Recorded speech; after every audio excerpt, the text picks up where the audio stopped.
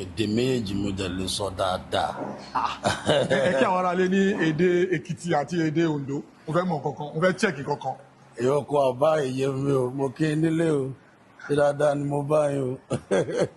That's from Èkìtì. Òkè Oǹdó ńkọ́. Alẹ́ ọba iye ṣé dáadáa mo bá wọn yóò àkúnyán jíjẹ o. Ó ga o. Kizz Daniel kọ́ ni first person máa kó bá ṣiṣẹ́ bodyguard. Ẹ fún aláwọ̀ profile. Mo ti bá Mike Adenuga ṣiṣẹ́. For real. I've worked with Seyi She. Wow. I've worked with Runtown. Kizz Daniel is a fantastic human being, you know. Wow. It's someone you can work with and you still discover yourself. You know, sometimes I'm at your driver. And when my wife bought me, we over your photo, I will be like, I'm not the celebrity. And it will be like, no, please, we have to snap with them. Yeah. Some people will never I want to talk about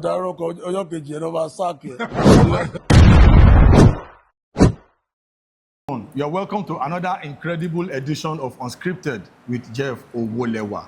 On the show today, it's going to be very, very special because ẹja ńlá ni mo gbé wá sí orí ètò lẹ́nìí. Join me as I welcome the one and only, the most incredible, the celebrity bouncer, Kevin Power. Ẹ káàbọ̀ sí. All power belongs to God. Ẹ kí àwọn ará lé. Mo kí gbogbo ará lé, orúkọ mi ni Káyọ̀dé Atóbilóyè, ṣé dáadáa ni mo bá yín o. Àwọn kan máa wonder pé ṣé Igbo ni bẹ́ẹ̀ ṣe wá dárúkọ yín sí, a lot of millions of people dey be like so ẹni yìí gbọ́ Yorùbá. Àti ìlú wo lẹ ti wá, ibo láti bí yín, báwo lẹ ṣe bẹ̀rẹ̀? Ìlú méjì ni mo so mọ́ Èkìtì, bẹ́ẹ̀ ni mo so mọ́ Oǹdó. Èdè méjì mo dẹ̀ lè sọ dáadáa. Ẹ kí àwọn ará lé ní èdè Èkìtì àti èdè Oǹdó mo fẹ́ mọ̀ kankan mo fẹ́ chẹ́ẹ̀kì kankan. Ìyókù àbá èyí mi o mo kí n nílé o ṣé dáadáa ni mo bá yín o. That's from Èkìtì. Òkè Oǹdó ńkọ́. Alẹ́ ọba iye ṣé dáadáa mo bá wọn yóò àkúnyán jíjẹ o. Ó ga o. Ọlọ́run àwọn èèyàn ń wojú Ọlọ́run máa ń wọkàn so tọ́mọ sọ pé gbọ́ Yorùbá ẹ tún gbọ́ èdè yẹn gangan. Mo gbọ́ dáadáa o. Wow. Kí ni educational background yìí, báwo lẹ ṣe bẹ̀rẹ̀? I actually schooled in St. Joseph. I started my secondary school from St. Joseph, Ondo town. Then from St. Joseph, I moved to gẹ́gẹ́ bí ọmọ níjọ̀gbọ̀n secondary school mẹ́ta ni mo lọ yìí. Kí ló ṣẹlẹ̀ tẹ́yìn change school? Ọ̀rẹ́ ẹ jìnnà gọ́dọ̀ wọ́n ní ká wá fẹ́ nú bá. Ẹ jẹ́ ká wọnú ẹ̀. Ètò ọjọ́ mi nìyẹn, you know. Like Saturday sí, àti wọ́n ti ní morúkọ fún àwọn tó fẹ́ jẹ prefect ọ̀sọ̀rọ̀. So ibi táwa ti ń ṣiṣẹ́ ìlú because bàtà dé school yẹn. A lot of indisciplines ló pọ̀, so akọ̀yànra wa láàyò wípé a gbọ́dọ̀ fọ school mọ̀. Ó wá ní one particular guy tí mo yẹ ní kí n fún bọ̀bọ̀ ẹ̀ lẹ́gbàá báyìí bọ̀bọ̀ ẹ̀ ṣe ya wọnú omi nìyẹn. Mi ò mọ̀ owó ẹ̀ bẹ́ẹ̀ lomi gbé bọ̀bọ̀ lọ. Ẹ jẹ́ ká fi tọ̀ yẹn lẹ́fọ́jọ́ mi. Ọlọ́ọ̀ṣà kò mi yẹn wọ́n bá mi gbé bọ̀bọ̀ jáde. Mi ò dẹ̀ kí principal ní mi sínú tẹ́lẹ̀. Ìtọ̀ yẹn ni mo fi sọ pé ó lọ fà. Ìtọ̀ yẹn jìnnà gan tó wáyé ká wá fẹ́ lù bá. Ó jìnnà gan. Principal yẹn bá mi po anything. Mr. Akindole mo dáríjì ṣá. Ẹ padà dáríjì wọn báyìí. Àwọn dáríjì aláti dáríjì tó ẹlẹ́ran ara ní gbogbo wa. Máyọ̀ fẹ́ kí n ṣoríire. Oorun yín gidi kan ni. Oorun mi wọ ní kọ́nà tábàṣẹ exam báyìí tí máa bá wọlé bá. Tẹ bá wà ní exam ọ̀. Tí ẹ̀kọ́ bá ṣẹ̀ ní kàtàgùwà ó máa dárúkọ mi bí. Ó máa ní mo wà involved. Ètò ọjọ́ mi nìyẹn. Kọ́lọ́ dáríjì gbogbo wa. Àmín. So báwo lẹ ṣe wá, because à ń check àwọn biography ní àwọn rí pé ẹ wà educated, ẹ lọ sí school, ẹ ṣe law. Báwo ni ẹ ṣe lọ from being a law student tàbí bóyá being a lawyer tẹ fi wá wọ security? Ọmọ àtàpátá dìde lèmi and bàbá kò sí bàbá. Then ìyá tó bí mi ti ń dàgbà. And I was reading law. You understand? So mo calculate gbogbo years yẹn péjọ wo níyà ẹ fẹ́ jẹun ọmọ. Though from school ni mo ti yan iṣẹ́ security láàyò. Lẹ ti ń ṣiṣẹ́. Gbàtà wà school à ń ṣiṣẹ́ bodyguard not by the side. Màá fi ń paṣu díẹ̀díẹ̀ pẹ̀lú àwọn commissioners, àwọn tó wà nínú iṣẹ́ ìjọba díẹ̀díẹ̀ ń gbà. So iṣẹ́ ẹ jẹ́ṣẹ́ tó jẹ́ pé mo really fẹ́ràn gidi ju ẹni iṣẹ́ lọ. Mo ti ẹ̀jẹ̀ tu lọ lé à tó wá tó pè mí màá ṣe. Iṣẹ́ mi ni iṣẹ́ security. iṣẹ́ tí mo lè ṣe jù láyé mi nìyẹn. In the course of this program tá bá máa ṣe post production máa fẹ́ kẹ́ fún wa ní picture yín nígbà yẹn mo fẹ́ lò torí gbà tí a gbọ́ interview The Rock kan náà l'America Dwayne Johnson ó ní ìgbà tóun ti wà ní àti kékeré làwọn ti rí shape yẹn làwọn ti ní station yẹn so àwọn aráalé fẹ́ mọ̀ ṣé àti kékeré náà lẹ ti ní. mi ò ní láti kékeré o mo tó sọ mí dágbérin ó ní bọ̀bọ̀ kan ní ìgbà tí mo dé Èbúté Mẹ́ta wọ́n pe bọ̀bọ̀ yẹn nílẹ̀ yẹ so bọ̀bọ̀ yẹn kàn máa ń gbérin ládùúgbò so mi máa wá lọ ń kí but mo station wise mo tóbi jù lọ so I was like kémi lọ́kọ̀ bọ́ sábẹ́ kí ní ẹ̀kí kan dẹ̀ gbé bẹ́ẹ̀ I couldn't lift it. Wow. I swear so everybody bẹ̀rẹ̀ sí fi mí rẹ́rìn mo wá wo bọ̀bọ̀ yẹn mo wúra mi. ẹ tóbi ju ẹnìyẹn lọ naturally. mo tóbi ju bọ̀bọ̀ yẹn lọ but everything tactics ni you understand.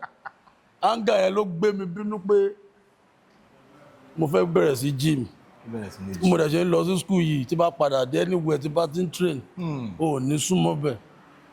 ìbínú yẹn náà ni mo fi lọ gym láàárọ̀ lọ́sàn mo lè jí lóru kí n ṣe push up I just wanted that size at all cost and I got it by the grace of God ǹdẹ̀ la fi ń jẹun lẹ́nu.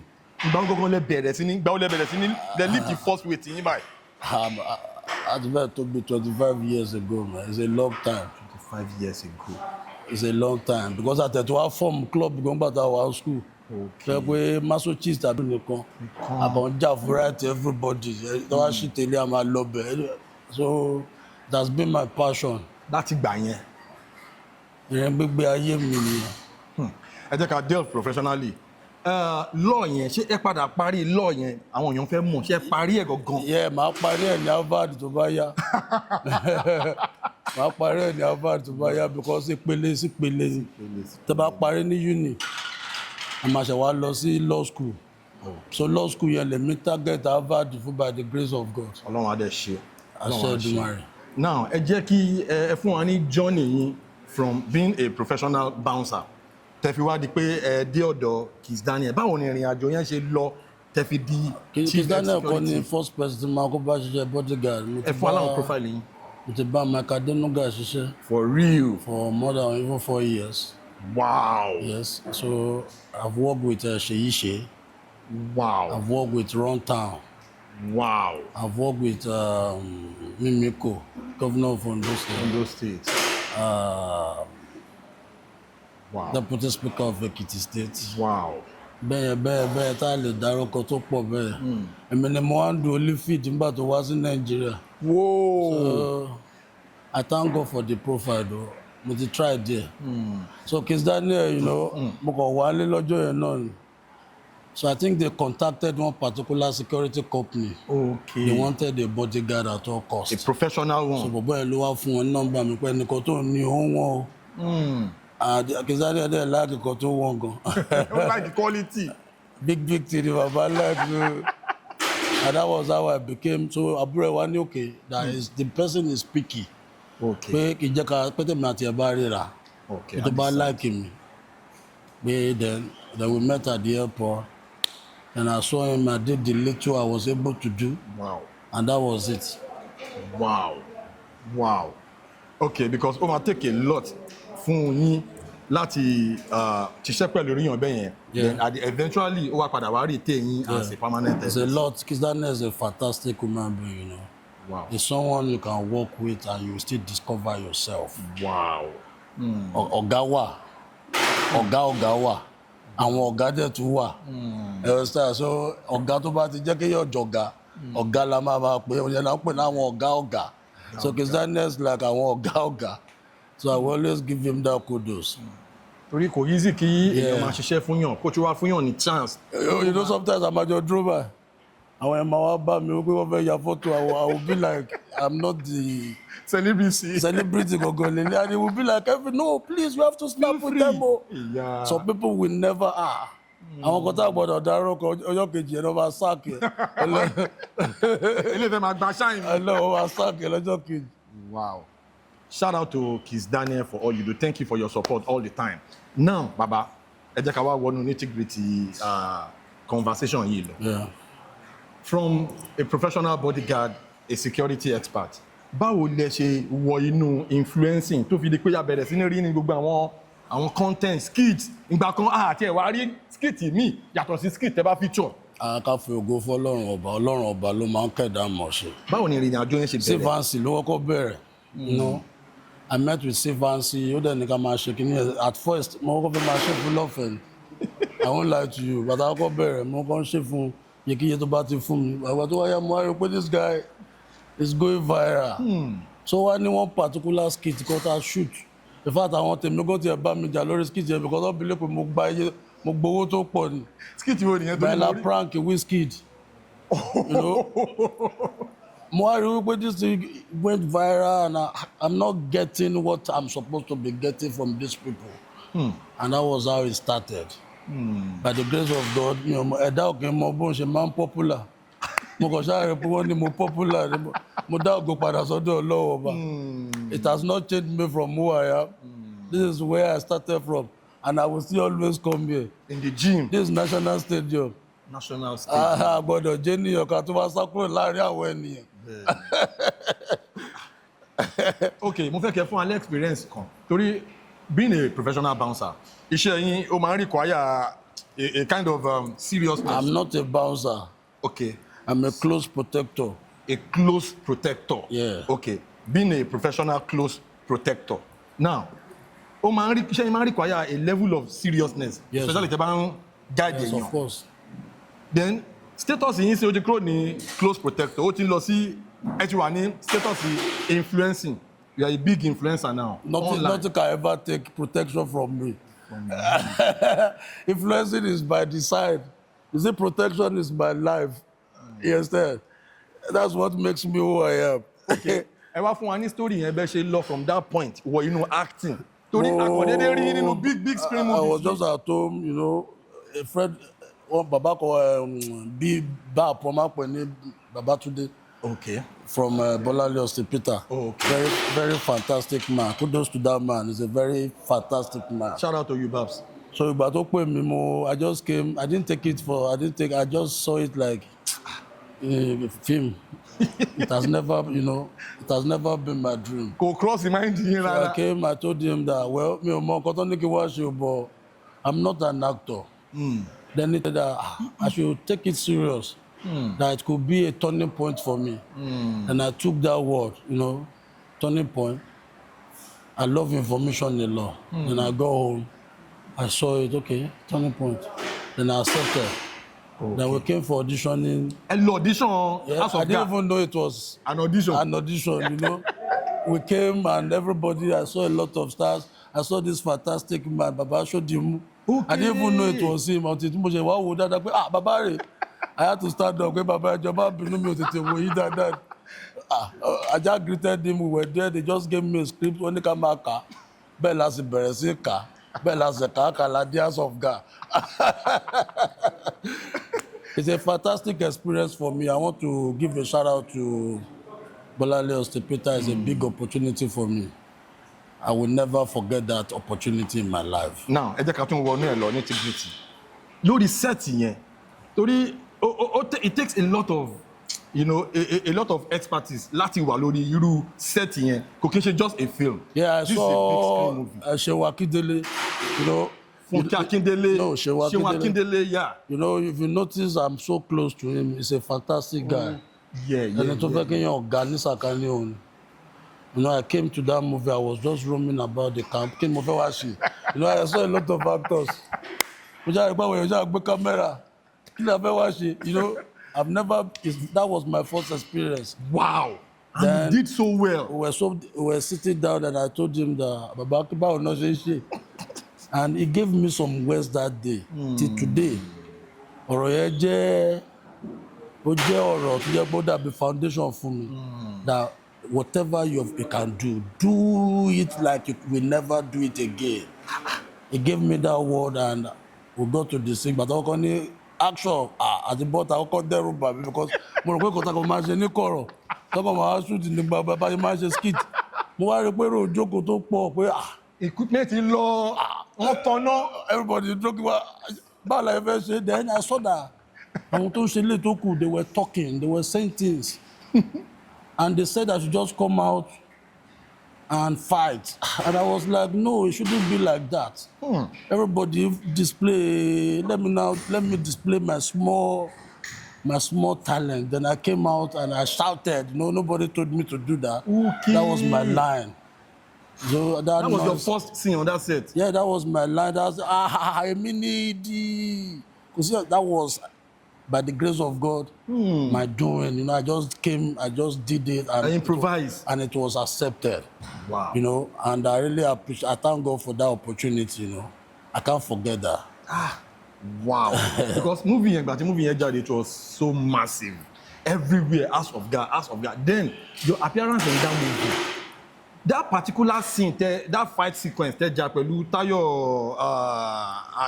Tayo guy. Yeah. Then, Sheun Akindele. Yeah. Fight sequence, báwo lẹ ṣe. Mo mọ̀ pé director máa put you through. Yeah, wọ́n put wa through. But ìjà wà lára tẹ́lẹ̀. Iṣẹ́ wa, ìjà la fi jẹun. So tó bá gbé iṣẹ́ ìjà wa gbọ́dọ̀ ṣe dáadáa. As in, ẹ character yẹn. To God be the glory. Time to punch, overdo it. Everything was just perfect. Ọlọ́run ni. Àdúróṣe bí ohun tó lù wá lọ́wọ́ sí. Wow.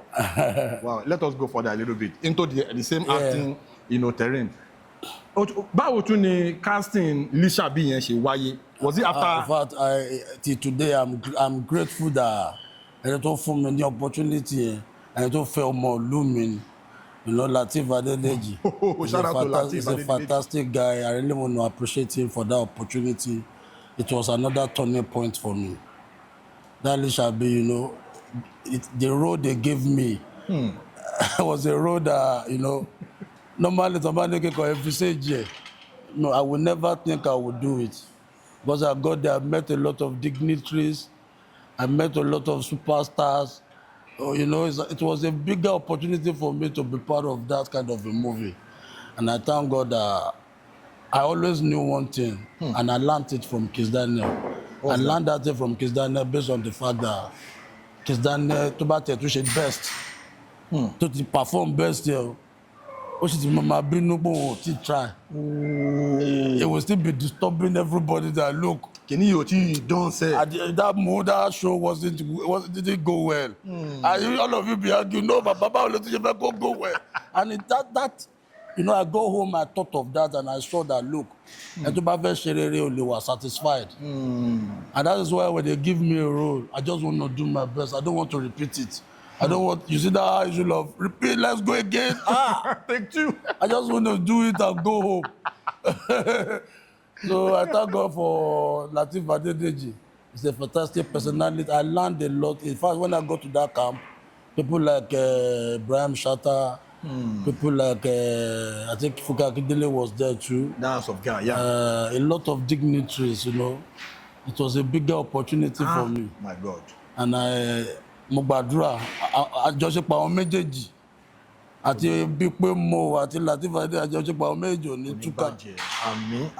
I really appreciate them.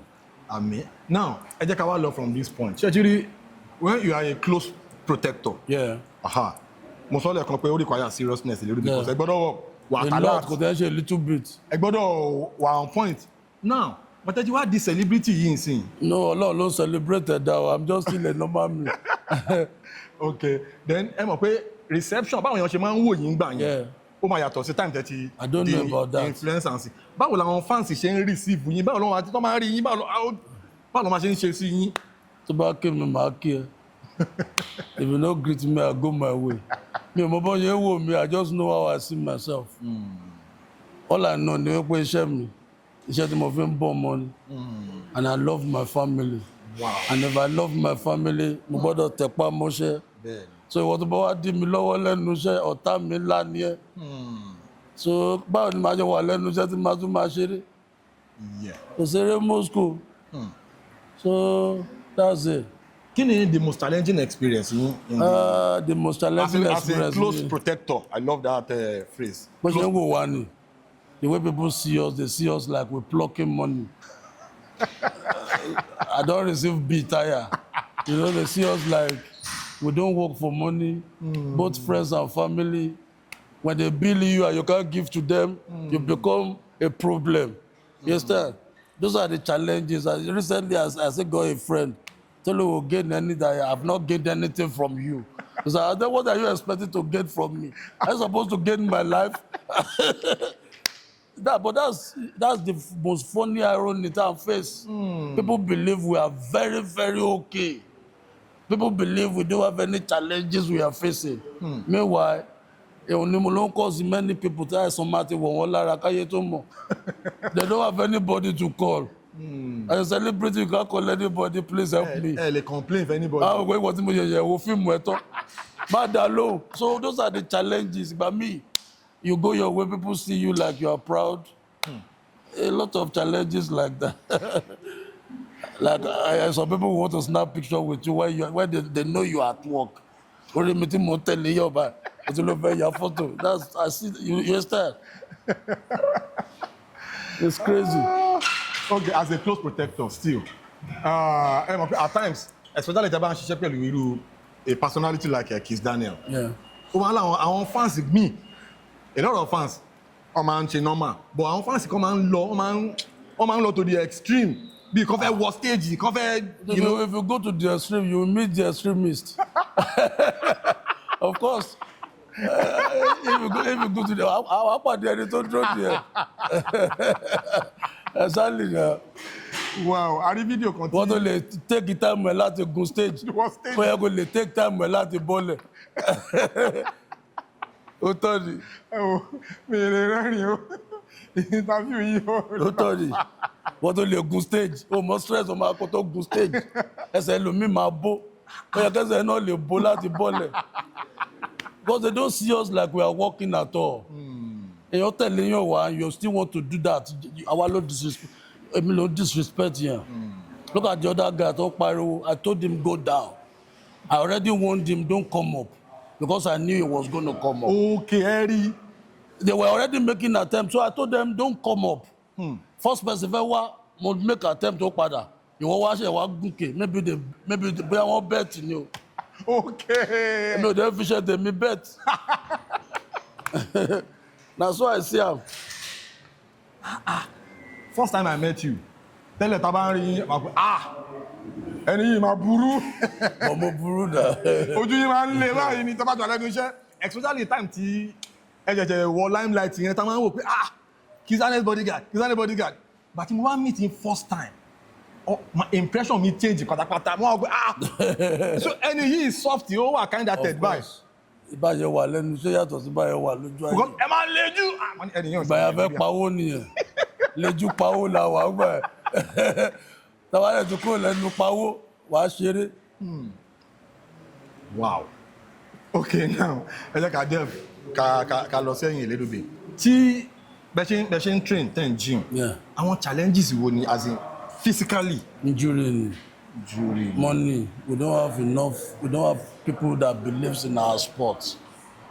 Like strongest man competition that we're doing in this country, you hardly see sponsors. And in fact, when I wanted to go for one particular competition back on the UK, okay, but mo ya àwọn tí mo DM, mo know àwọn superstars, nobody answered. Nobody want to help you.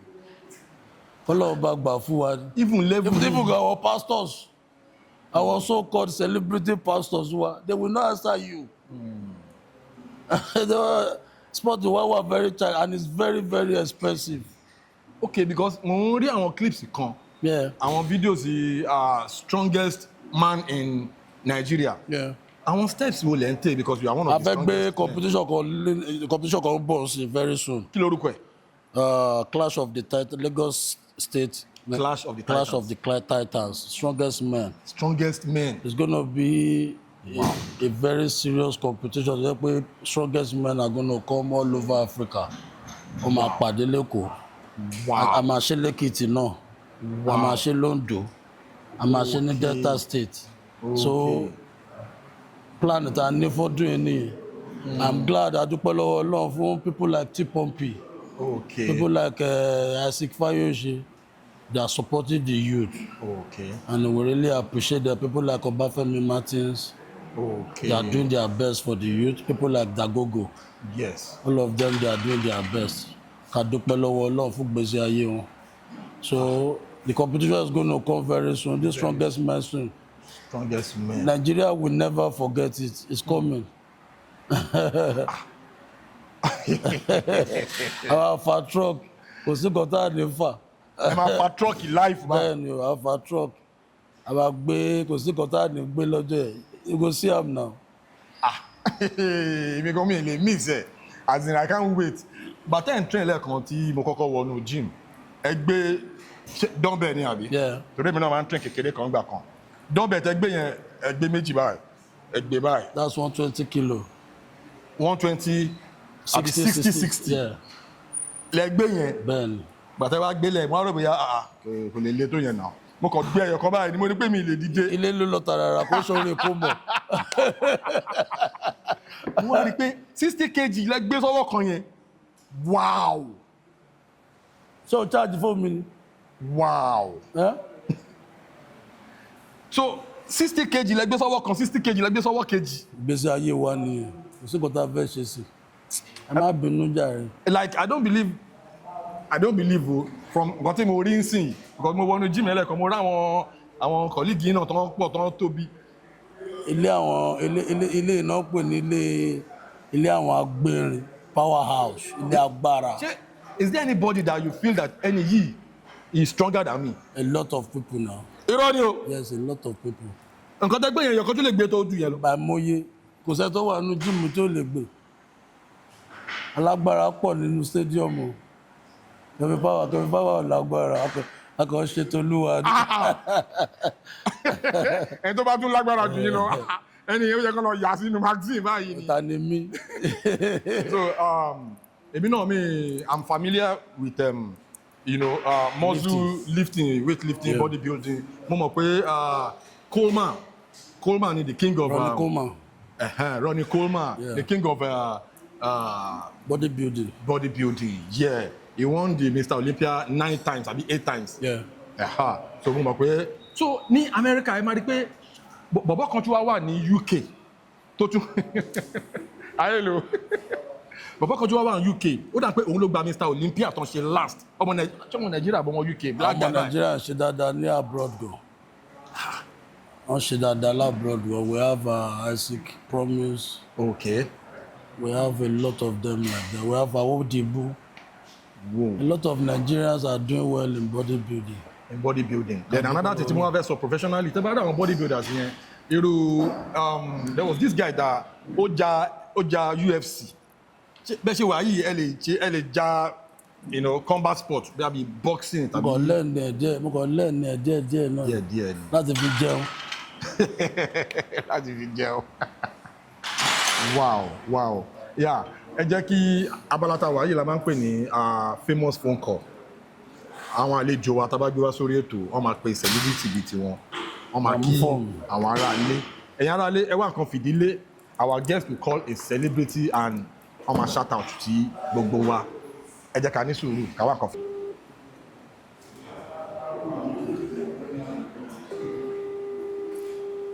Ọmọ ológun mo ní gbọ́kú ẹ̀. Mo wà ní interview ni wọ́n ní kò pe celebrity àti say you no go pick my call.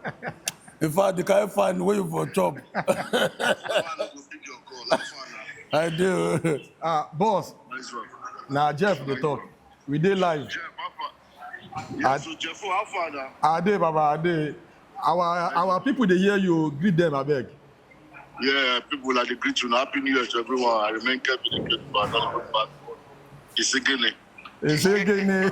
Ó pọ̀ ṣá máa wá nínú arm robbery.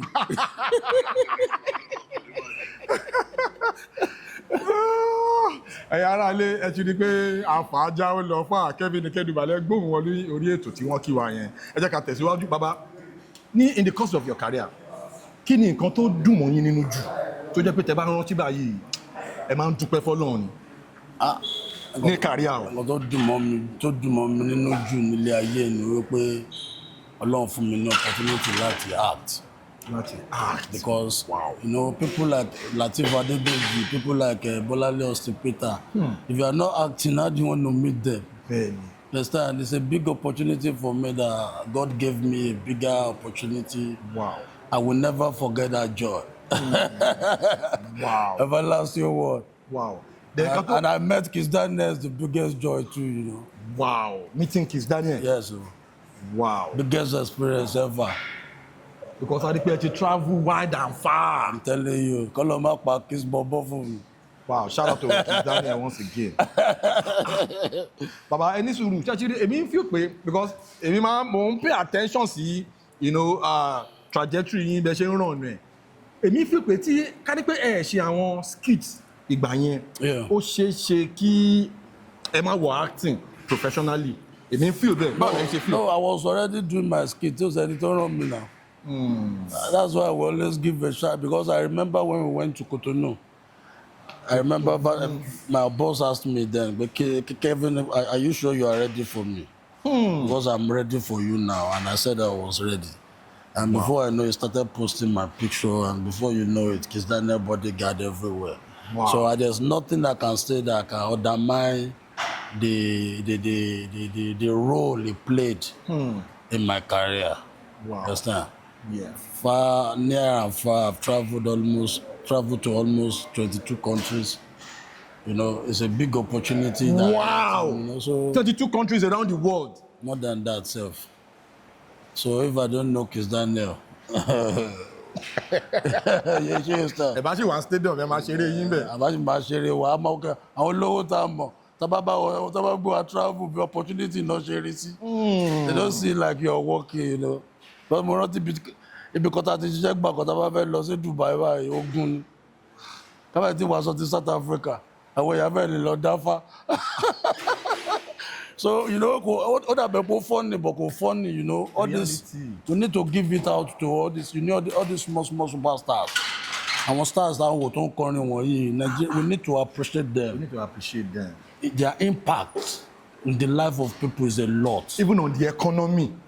Olówó mélòó ló ń gbé bodyguard travel. The bodyguard travel, máa rí bodyguard lóhùn jọ. I remember that I bá ń pẹ́ tẹ̀lé private jet kọ travel gbà ẹ̀.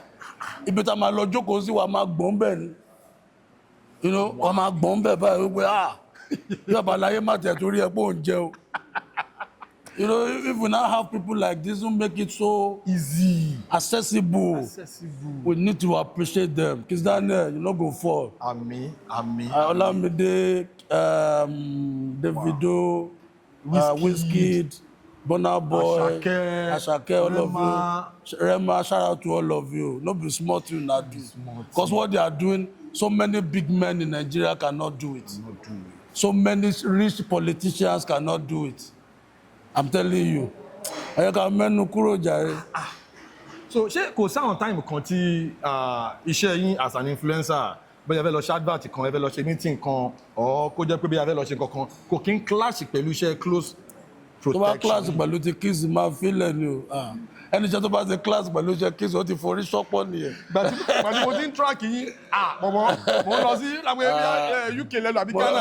Wọ́n tẹ̀ kí ṣẹ́ẹ̀kì yẹn. Tó bá ti clash pẹ̀lú ti Kizz báyìí. Kò sọ̀rọ̀. Orí ẹ̀ ti lù pòpòpò nìyẹn. I offended a lot of people last year. Some people understood, some did not understand. Kizz Daniel is just a basic for me. I can't push his work or him aside for anybody. It's just a real fact. Wow. Now, kí ni nǹkan tó dùn yín jù? Ẹ máa ká ti sọ tó dùn wọ́n yín níjọ́ àti sàwọn yẹn. Èwo ló dùn yín jù tẹ́ bá rántí ẹ máa ń fi pé ẹ jẹ́ káwọn ará lè mọ̀. Nǹkan tó dùn mí jù. If I know some it's my emotional lifestyle. Okay. The man can saw it will cause a lot of emotional distress. Then as a close protector, and our colleagues to pọ̀ gẹ́gẹ́ bẹ́ẹ̀ sọ lẹ́kọ̀ọ́ even àwọn tẹ́ mọ̀ pé this guy is stronger than me. Èmi sì find it hard láti believe. Àwọn challenges wo àwọn advice wo lè fún àwọn colleagues yín because lẹ́yìn ìgbà tẹ́ ti break out nínú close protection tẹ́tí di celebrity yẹn we have seen a lot of celebrity close protectors tí àwọn náà ń try láti follow trend tẹ́ ṣe yẹn ó dà pé bẹ́ẹ̀ ṣe wà yìí ẹ dàbí hero fún àwọn bodybuilders ni because ẹ pave àwọn ways kan in a way tí a ti rírí nínú entertainment industry ní Nàìjíríà kí ni advice yín kí ni comment. Ọlọ́run bá ló ń lànà fẹ́ dà. Ọlọ́run bá nínú àánú ẹ̀ kó túbọ̀ máa lànà fún wa. Àmín. The advice I can just give, má bínú anybody. Tí wọ́n bá ṣoríire gbárùkù mọ́ bá yọ̀. Ọlọ́run ti kọjọ́ oníkálùkù sí ọjọ́ títí ẹ̀. If you are successful, I'm happy for you. You understand? If I'm successful, be happy for me. Má bínú anybody. Tọ́lọ́ bá fẹ́ anybody ṣe lé ní súnmọ́. Tó bá fún ẹ bá yọ̀. Tó bá dẹ̀ fún ẹ, lọ gbàdúrà títí ẹ. So má bínú orí. That's the only advice I can give. And anywhere you are, whether they pay you less or more, do your best. Just understand that a lot of people are watching you. That's all I can say. Ẹ̀yin tí wà nílé ẹ ṣáà ti rí bí ó ṣe lọ. Ẹ sọ̀rọ̀ kan lẹ́ẹ̀kan mo fẹ́ jẹ́ ká touch a little bit ká tó wrap up.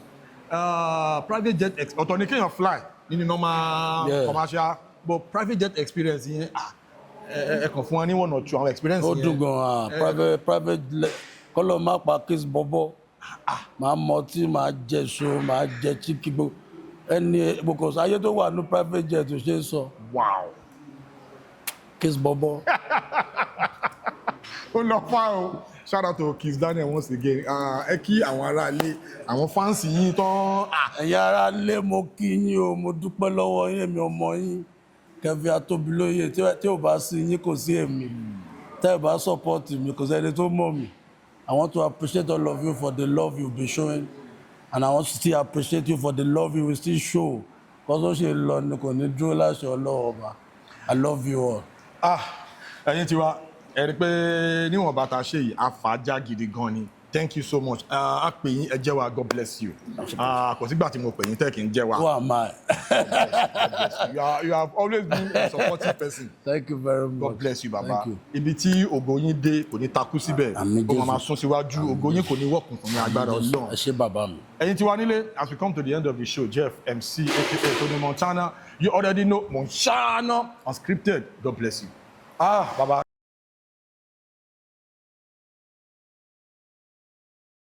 Please subscribe to my YouTube channel and press the notification button.